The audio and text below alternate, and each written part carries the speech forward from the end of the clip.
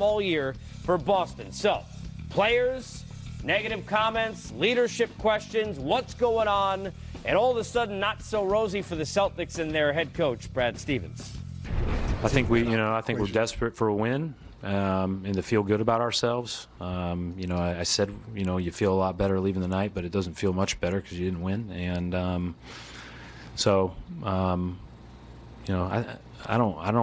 I think we need to stay in the moment, stay in the day, and that time will come when that time comes, and wherever we are, we'll play.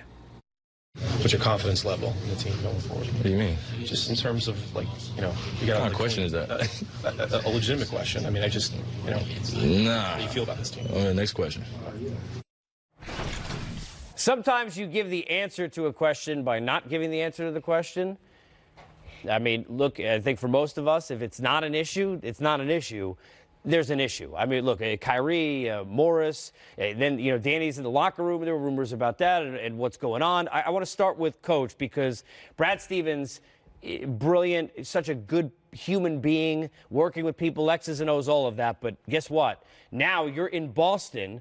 The team looks like a disappointment, looks sort of dysfunctional at times. A lot of pressure right now on Brad Stevens, right? This is something new for Brad Stevens. Since he's come into the NBA, it's been a steady climb upward. He's been the golden boy coming in, draws great plays, coming out of timeouts. The team on a steady ride up. Development of the young players last year, the great run with two All-Stars out, okay, Hayward and Kyrie, yet the young guys took them to the final moment of the Eastern Conference against Cleveland.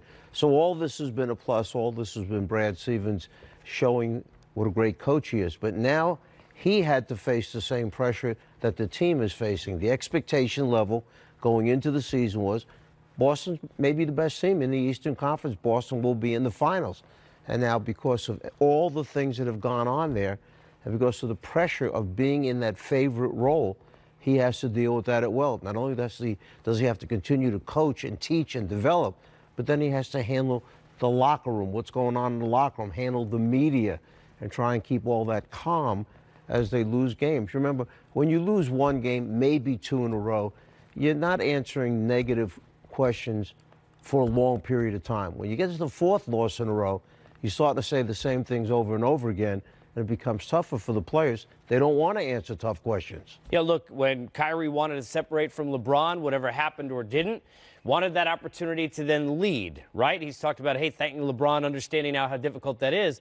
That question, though, of whose team it is it fair or not to still keep asking that, to Coach's point, G, when you think about what Tatum was and those kids like Rozier, and really nobody finding that role that they're supposed to have. I think Hayward took 3 shots overall in 27 minutes tonight.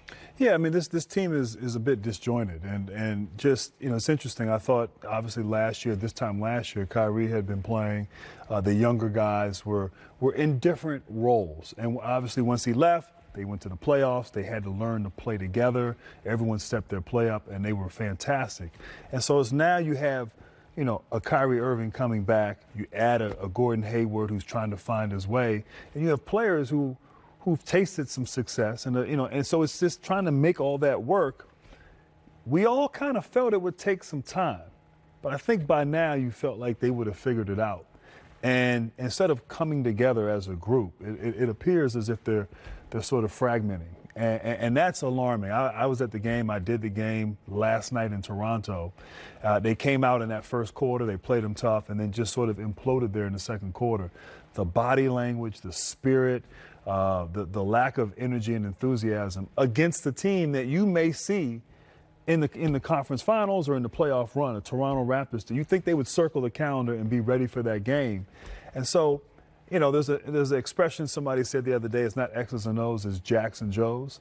And I just feel like that locker room it's not together.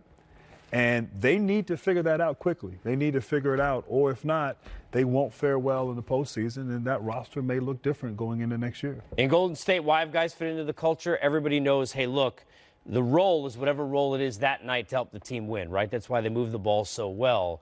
Celtics don't seem to have that kind of feel. Be interesting because guess what the Bucks do? Toronto seems to. And Philadelphia finding more of that too with the